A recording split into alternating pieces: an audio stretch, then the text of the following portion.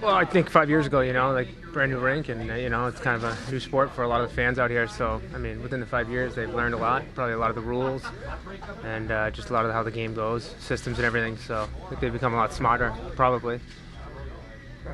How do you, obviously not, you guys didn't get what you wanted in Idaho coming into the series, Ontario talented team, won the division last year. What's going to take coming out of the box here against them?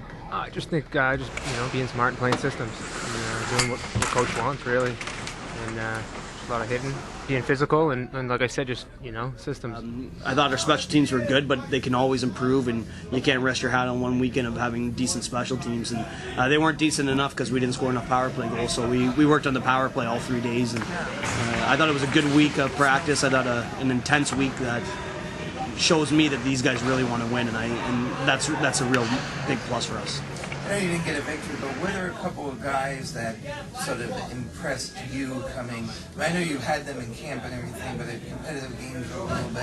Who did you come out maybe thinking, I don't know if we're necessarily better, but you thought had good weekends that you expect some good things from? Well, I think Chris Dalviz had he was a guy that certainly showed us that he's going to be a player. That Judd had a good weekend. Obviously, statistically, he was pretty positive for everything that he did there.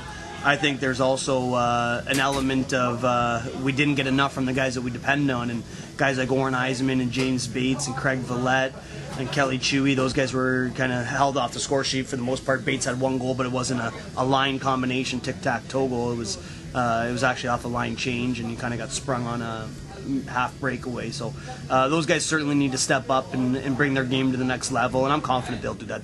They're all good players that are determined players, and they want to score more than I want them to score, so that's usually a pretty good combination.